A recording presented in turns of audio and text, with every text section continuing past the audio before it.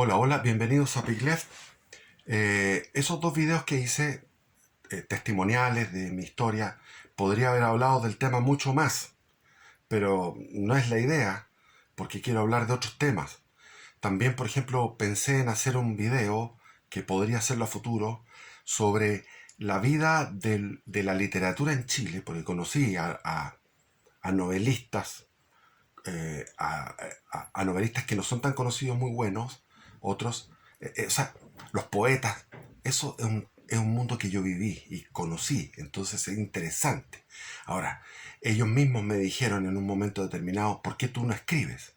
Y ahí comencé a escribir y escribí este libro que se llamó Una larga adolescencia, que comenzaba a los 13 años en plena unidad popular y pasaba todo eso, lo que fue mi experiencia en la iglesia, con los derechos humanos, mi experiencia de ir a los campos de concentración, por ejemplo, etcétera.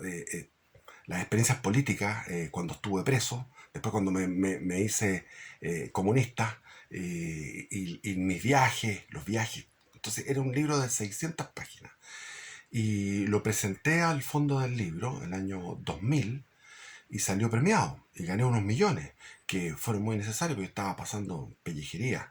Iba, escribía a mano, no tenía computador, escribía a mano.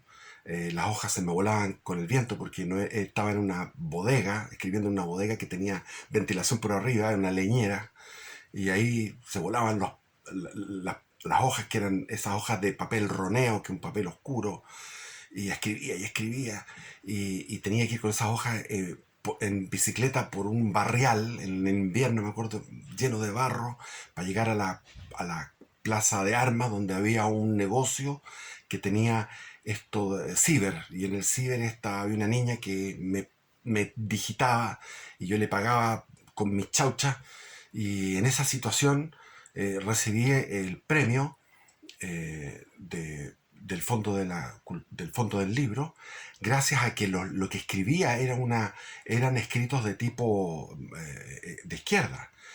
Yo no estaba de izquierda, pero dije, la única forma de sacar un premio es a partir de escribirlo desde un punto de vista de izquierda. Y así lo hice a propósito porque necesitaba plata.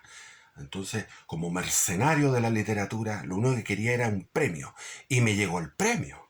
Y con eso pude comprar lavadora, refrigerador, cocina, aperar una casa que tenía que aperarla porque estaba en quiebra, en bancarrota. Y había dejado a una familia y estaba con otra familia y tenía que aperar esta nueva familia y la otra me había separado. Un huevo tremendo.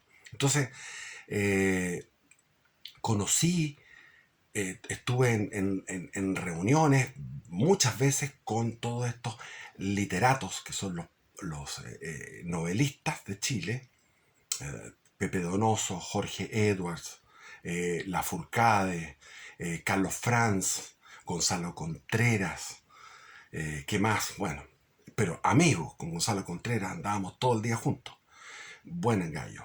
Y bueno, todos me pegaron la desconocida cuando yo me declaré que era de derecha y que incluso me gusta Pinochet. Ya me cerraron la puerta. Y obviamente tampoco se iba a publicar el libro y no iba a recibir otro premio. Eso estaba claro. Entonces, ese mamotreto, que eran 600 páginas, la parte final del libro, que era el final, era cuando yo hice un viaje a dedo, digamos, haciendo dedo a las embarcaciones, desde Algarrobo hasta Arica, donde iba cogiendo a las embarcaciones haciendo dedo, y eso iba en una, después en otra, estuve en distintos puertos y pasaron muchas aventuras. Esa parte, saqué esa parte final y, y lo reescribí y salió el Barco Stop, que es el libro que yo estoy vendiendo, y los que le interesen pueden ir a mercadolibre.com a ver Barco Stop. Entonces, hay muchos temas que hablar, pero como que no hay tiempo. ¿Por qué no hay tiempo? Porque realmente yo soy un convencido, no 100%, porque de repente tengo dudas, pero de que estamos en el final de los tiempos, estamos al final de los tiempos y hay dos posibilidades. Existe la alternativa de que sea la parucía, es decir, el regreso de Jesucristo en gloria y majestad, la parucía, o sea lo que llaman el milenarismo, que está condenado por la Iglesia de alguna forma, pero que curiosamente en la aparición del 19 de septiembre de 1846 en La Salette, eso es, en los Alpes franceses, se apareció a Melanie y el otro, ¿cómo se llamaba el niño? Se me olvidó el nombre, pero eran dos niños pastores pequeños, y la Virgen se aparece llorando por los pecados de la humanidad, por las consecuencias del pecado, y hace una profecía larga. Si ustedes quieren ir a La Salette, van a ver la profecía larga de La Salette. Larga. Entonces, Juan Pablo II decía que La Salette era la maestra de las profecías. O sea, como la maestra, o sea, la madre de las profecías, porque desde ahí emergen todas las otras profecías y las otras visitas, apariciones de María. Entonces, estamos en Tiempos de María. Les recomiendo un canal de YouTube que se llama Tiempos de María, donde hay testimonios, sobre todo de chilenos, que vivieron las apariciones en Peña Blanca, eh, que muchos niegan eso, pero es interesante que se profundice en el tema. Es un canal pequeño, pero me ha gustado. He estado, porque el tema de las apariciones de la María es algo que me obsesiona, porque hay una línea, hay una línea de coherencia. Por ejemplo, lo que dijo María en ese 19 de septiembre de 1846, cuando comenzaba la infiltración masónica en la iglesia, cuando estaba redactándose el manifiesto del Partido Comunista de Carlos Marx y Federico Engels. En ese momento ella hace todo esto como donde habla que en el fondo no viene la parucía, sino que dice como que viene una intervención de Dios. Y porque el pecado es tan grande que el hombre no puede solucionar esto, y viene una intervención divina, que sería en este momento, ahora, en este año, el próximo año, el 25, el 28, pero ahora, en los 20, digamos, en estos años 20, más o menos, por los signos que se están dando. Y María comienza a multiplicar sus apariciones. Entonces viene la aparición de Garabandal con unas niñas, 4 niñas, Mariloli, Maricruz, se me olvidan los nombres, pero Jacinta, otra Jacinta más. Está la aparición de Fátima, aprobada por la iglesia, pero después la de Garabandal. Repiten las niñas sin saber. ¿Cómo van a saber las niñas? Repiten la frase que María había dado en la Salet. Los ministros, los sacerdotes, obispos y cardenales, ministros de mi hijo, van por el camino de la perdición, se han convertido en cloacas de impureza y arrastran a muchas almas hacia la perdición, porque son los líderes, los conductores, los pastores de almas. Y eso lo repiten las niñas en Garabandal, y lo repite el vidente en, en, eh, en Villa Alemana en 1983 en Chile. Ahora, ese vidente no tenía por qué saber, ni siquiera yo sabía, ni nadie que sea bueno para la lectura, porque hay ciertos libros donde tú llegas a eso. Y yo me he informado por YouTube, porque a partir de que empecé con YouTube, hace 7 años, una cosa así, empecé a ver YouTube, eh, me empezó a salir el algoritmo de, por ejemplo, lo que era Garabandal. Vi la película de Garabandal, y yo estoy convencido de que es una aparición real de la Virgen. Y ahí la Virgen habla de lo que es el aviso, que está en concordancia con lo que habló en La Salette. Y al parecer, yo no conozco Medjugorje, no tengo idea. Algunas cosas, como empezó, me da la impresión de que es auténtica la aparición en Medjugorje, pero no conozco más allá, porque después me especialicé en la aparición en Umbe. Umbe es un pueblito del País Vasco. Se le apareció a Felisa Arteaga, que es una señora casada, y ahí también está en coherencia con las otras apariciones. Está la de Akita, yo no sé si la de Akita será real o no. Eh, eh, en Chile hubo otra aparición que es en Chagres, que es en la zona de los Andes, entre los Andes y San Felipe, a un joven, un niño, que se llamaba José Alfaro, y ese niño tuvo contactos con un padre que fue entrañable para mí, que era el padre Demetrio Bravo, que fue el que fundó, el que dirigió la fundación de la parroquia Santa María de las Condes, la cual yo participé activamente, junto con un diácono. Estaba el padre Demetrio, estaba el diácono, estaba yo, y eso éramos los que estábamos trabajando en ese momento por esa parroquia. Entonces el padre Demetrio estuvo en eso. Hay una mujer que se me olvida el nombre, que es de Las Condes, que se juntaba con este José, que era un niño tímido, y la Virgen le pidió que hicieran una capilla en un lugar, pero en ese lugar no había un nacimiento. Entonces dijo, tienen que hacer una colina ficticia, o sea, una colina de acumulación de tierra. Los niños fueron a buscar tierra, pero era mucho, y ella fue a hablar en aquellos tiempos, en plena dictadura, gobierno militar, fue a hablar al Ministerio de Obras Públicas con un alto funcionario en aquellos tiempos, en los años 80, y el funcionario del ministerio, que eran otro tipo de funcionarios en aquella época, gente de fe, del Ministerio de Obras Públicas, le dijo, bueno, nosotros, si es así, si es la Virgen, creyó inmediatamente que era verdad. Y llevaron camiones para allá e hicieron eh, una iglesita, una cosa. Pidió también hacer una revista para la juventud y se hizo eso, etcétera. Cosas pequeñas, trabajos muy humildes, y siempre la Virgen está dando el mismo mensaje, que es un mensaje, sed buenos, mira la cosa, sed buenos, haced buenas obras, ir al Santísimo, hacer ayuno, hacer penitencia, arrepentidos de vuestros pecados, esas cosas dice. O sea, entonces hay algunos que dicen, no, eso es del demonio, ¿no? Que el demonio no va a andar hablando esas cosas. Eh, y siempre son personas humildes. Se habla mucho del vidente de Chile, pero cuando el vidente estaba en una pureza que después la perdió, bueno, existe la libertad en todo esto. El vidente no tiene por qué ser obligatoriamente un santo. Y, y entonces hay dos alternativas, que sea o la parucía o, según las revelaciones de María, estaríamos a puertas de un segundo Pentecostés. Es decir, el primer Pentecostés fue para un grupo reducido de personas.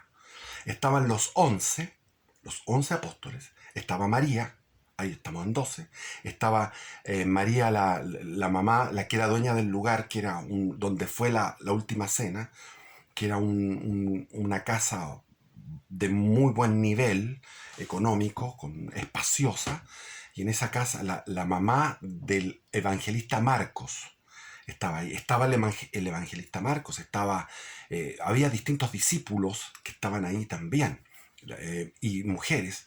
Entonces, calculando, pueden haber sido 70 personas, a lo más, a lo más. Pongamos que fueron 70 personas, como lo máximo, en ese lugar.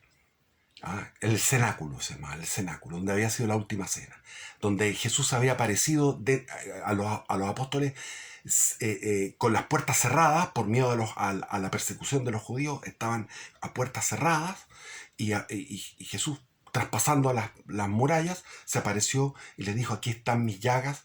Y Santo Tomás dijo, no estaba ahí, y dijo, no le creo, si no toco las llagas, no creeré. Y se apareció de nuevo Jesús y le dijo, aquí toca. Y tocó, dijo, Señor mío y Dios mío, Señor mío y Dios mío, reconociendo la encarnación divina, que Dios se encarnó en un hombre. O sea, la segunda persona de la Santísima Trinidad, el Hijo único, se encarnó en un ser humano. Ahora, puede ser una idea que yo tengo, que es media heterodoxa, pero puede ser que este mismo Hijo espiritual, es decir, que es parte de la Santísima Trinidad, que está en el infinito, en el cielo, en ese mundo celestial infinito, de luz, de amor, de gozo, de poder, de sabiduría, de bondad, etcétera, de verdad, de humildad, infinita humildad, todo eso es esa Santísima Trinidad, que en la Trinidad hindú sería Vishnu. Jesús estaría dentro de la Trinidad hindú. todo lo demás no sirve. El Brahma y el Shiva no, pero Vishnu sí.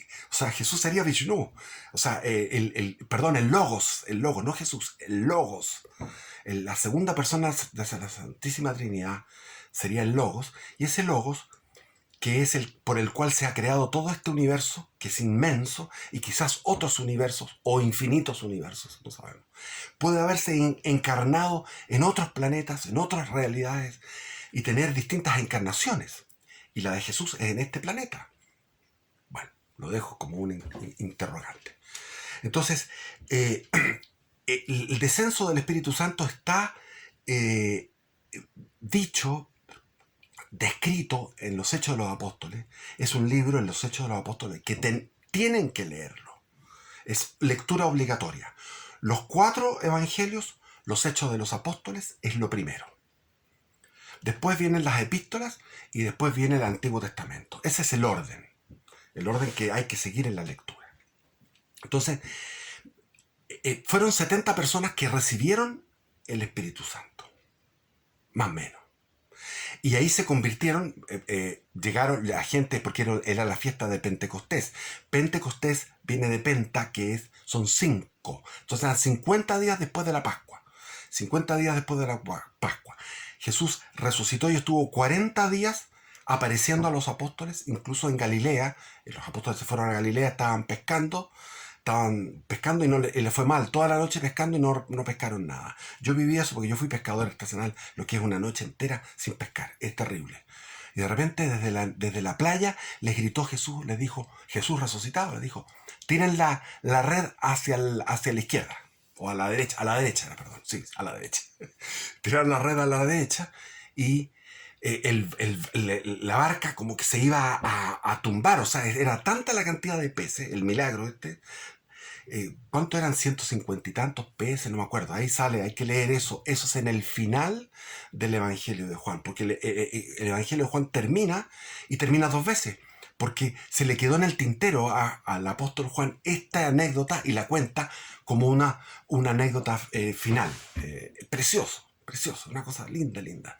Entonces, como yo creía que lo más lindo de los evangelios es el final del Evangelio de Juan. Y cuando ven que se cargó ahí Pedro dice, es el Señor.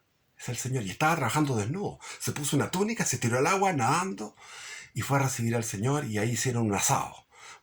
Pero no, Jesús estaba esperándolo con un asado, con peces, panes, y los recibió y tuvieron su carrete ahí, con su vinito, qué sé yo, y ahí estaba Jesús con los apóstoles en ese último encuentro. Y fueron 40 días de apariciones de Jesús. Y después de los 40 días, bueno, vino un aborto, 2 años, 3 años después, 3 años, 2 años después, no sabemos cuánto. Como dice San Pablo, dice, y después se le apareció a 500 de nuestros hermanos y a mí se me apareció como un aborto, es decir, como algo extemporáneo, raro, se me apareció a mí cuando iba camino a Damasco, y ahí viene la conversión y el choque que digo yo, que tanto se ríen de mí, porque yo quise representar en ese video, cuando hablé del choque, de cómo Pablo se encuentra con Cristo y viene un choque.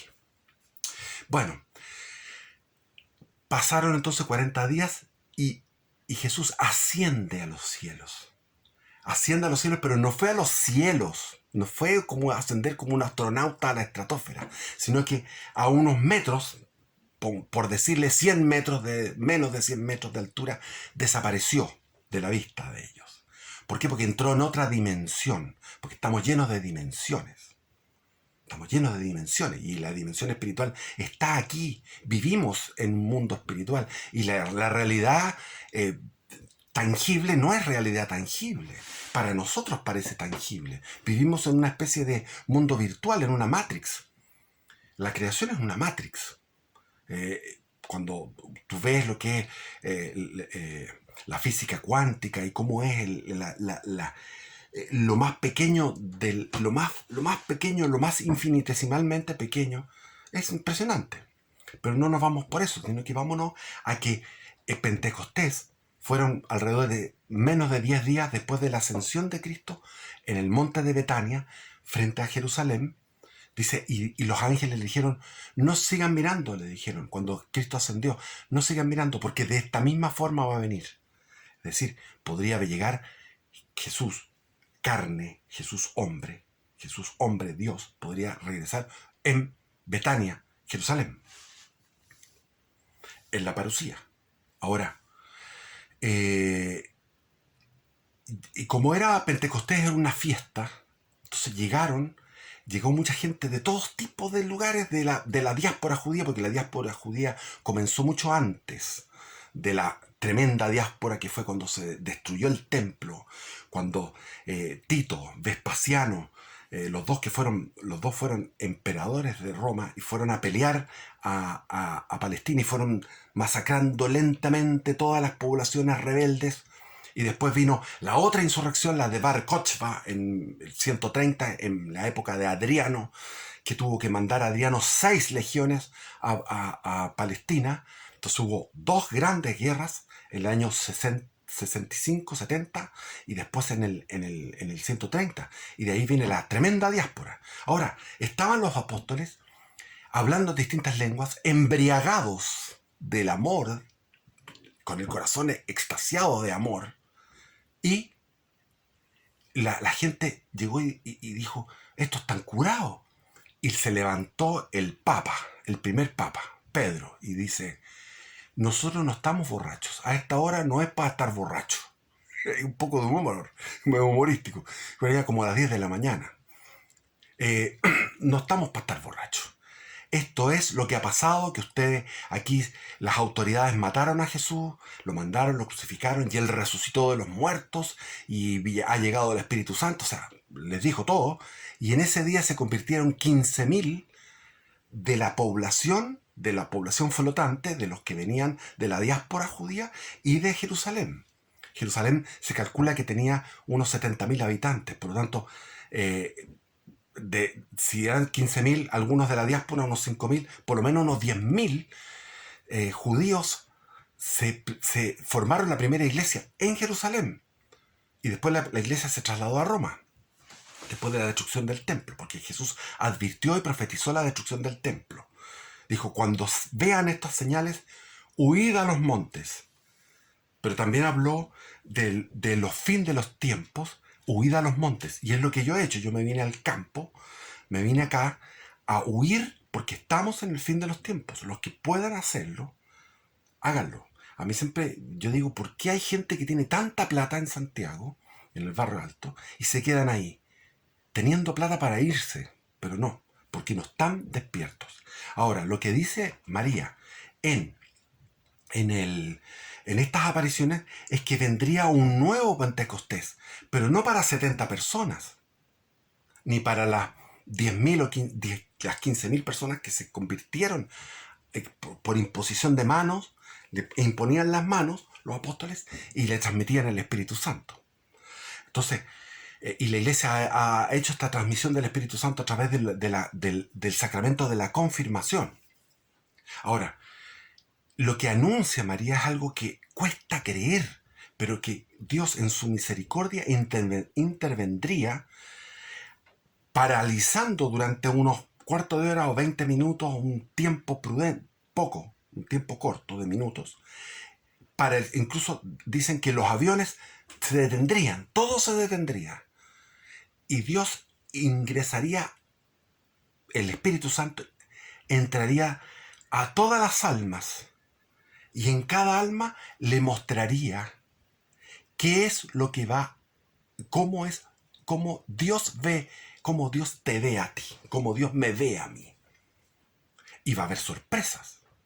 Entonces, los que están en gracia de Dios, los que están en buena con Dios, en amistad con Dios, cumpliendo con esfuerzo, pero cumpliendo los mandamientos de la ley de Dios, ellos van a tener un gozo inefable. Van a tener un anticipo del cielo. Pero aquellos que estén en pecado mortal y en blasfemia y en fuerte rebeldía contra Dios, odio a Dios, odio a los seres humanos, destrucción, esos van a ver su alma y van a colapsar al ver su alma con esa fealdad, en la cual ellos no van a poder darse vuelta. Entonces el descenso del Espíritu Santo sobre todos los seres humanos, independiente de su credo, de su nacionalidad, de su edad, de su sexo, de todo, y de sus opciones sexuales, van a llegar a todos los seres humanos. Y cada ser humano va a verse como Dios lo ve. Entonces va a venir una especie de examen de conciencia. Un examen de conciencia del rayo del Espíritu Santo que te va a decir, mira lo que has hecho en tu vida. Pecaste de omisión, porque uno peca mucho de omisión. Y de acción en este otro. Los que tenemos y practicamos los ejercicios espirituales de San Ignacio de Loyola, que yo quiero entregarlo a ustedes, hacer una guía. Quiero dar los ejercicios espirituales, pero para eso necesitar un internet más potente, un internet, o sea, no tengo internet aquí en el campo, pero cuando tengo un internet potente, lo que quiero es entregar los ejercicios espirituales, darlos. Cuando uno tiene los ejercicios espirituales, la primera semana, sobre todo, son 4 semanas, la primera semana es de examen de conciencia, examen de todo lo que fue tu vida. Episodio tras episodio, escenario tras escenario. La vida son distintos escenarios, distintos episodios, distintas épocas. Y en cada época, ¿cómo fue tu comportamiento? Y tú que piensas que no, yo no he hecho mal a nadie, yo he sido bueno, yo no cometo muy pocos pecados, yo me voy al cielo. Cuando uno hace esos ejercicios, te das cuenta que sí somos pecadores. Entonces, como yo he hecho esos ejercicios, no va a ser tan difícil. Por lo menos hay un montón de áreas que yo he estado haciendo examen de conciencia. Por lo tanto, si viene esto, voy a ver que concuerda con mi trabajo espiritual de años. Pero de igual voy a descubrir los pecados que no tenía idea que había pecado. O porque lo olvidé, o porque no me di cuenta, etcétera. Lo dice un salmo: Señor, perdóname los pecados que yo no me he dado cuenta, que yo no reconozco. Lo dice un salmo. Entonces, esto se le llama el aviso. El aviso sobre las conciencias. A mí me cuesta creerlo, porque es una cosa casi fantasiosa. Pero si llega, va a ser una intervención divina, y según la profecía magna, que es la Salet, esto traería una época de prosperidad, o sea, no de prosperidad, una época, bueno, además de la prosperidad, una época de paz, una época de armonía. Vendría un reinado de la Eucaristía, un reinado de la Virgen, o sea, el triunfo del Inmaculado Corazón de María, el triunfo del Sagrado Corazón de Jesús, el triunfo de la Eucaristía, un reinado eucarístico que está prefigurado en lo que fue el Imperio Español. De todos los imperios, hay dos que son el Imperio Bizantino y el Imperio Español, son los dos más importantes manifestaciones culturales cristianas. O sea, pues si son cristianas, son superiores. Entonces, las dos manifestaciones estatales, digamos, porque eran estados, el Imperio Bizantino y el Imperio Español, que nosotros formamos parte de ese Imperio Español, fueron las dos manifestaciones más cercanas a lo que sería el reinado de Cristo en la tierra. Esos dos, el Imperio Bizantino y el Imperio Español. Largo de explicar, porque está la leyenda negra que el Imperio Español estaba la Inquisición y había... No. La Inquisición ejecutó 3.000 personas en 3 siglos, desde Chiloé, que era el final, desde Chiloé hasta Pensacola, arriba en Florida, y hasta California. 3.000 durante 3 siglos. Por lo tanto, no es mucho. Y era por motivos justificados. Acuérdense que el Imperio Español tuvo que hacerse cargo de un continente poseído por el demonio. Todos los indígenas, todos, sin excepción. Los peores eran los aztecas, que hacían sacrificios humanos todos los días, por miles, con los pueblos que conquistaban. Los peores eran los aztecas, pero estaban los mayas poquito más decentito, los incas un poco más decentes, pero igual hacían sacrificios de las doncellas, las virgencitas que las llevaban arriba al Cerro El Plomo en Santiago, y en todos los cerros altos, eh, en el volcán el otro volcán está lleno de eso, se han encontrado estas virgencitas que eran ofrendas a la Pachamama. Entonces, vendría un reino un reino de Cristo, pero dice la Virgen que todo esto volvería a degenerar. O sea, el ser humano no tiene, somos realmente, perdón, somos realmente un desastre. ¿Por qué? Porque volvería a degenerar y después vendría la parucía. Y eso concuerda con lo que dice el Apocalipsis cuando habla de que habría 1000 años y después nuevamente se soltaría el demonio. O sea, los seres humanos, con su mal comportamiento, llamarían a que el demonio los acompañara, una cosa por el estilo. Pero de eso se trata el segundo Pentecostés, que, como les digo, es lo que está en boca en canales interesantes. Lo de la Virgen de Umbe, vean el canal de YouTube Arturo Periodista Católico, donde está la catequesis de Umbe. Umbe es B larga, U-M B larga E. ¿Cómo se escucha? Umbe. Y ahí en Umbe explica la Virgen que este Papa ni siquiera este Papa no es Papa. Y eso concuerda con lo que dijo la Virgen en Garabandal, que dijo que eran 3 papas. Era el Papa Juan Pablo II, o sea, Pablo VI, Juan Pablo II y Benedicto. Y aún que no lo considera, que duró 33 días leyendo La Imitación de Cristo.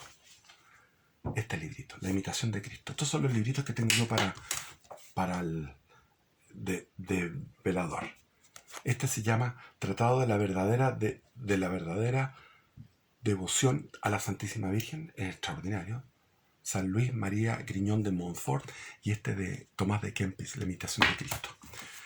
Es para un video completo eso, en realidad, para hablar de estos libros de cabecera, para tenerlos en el velador.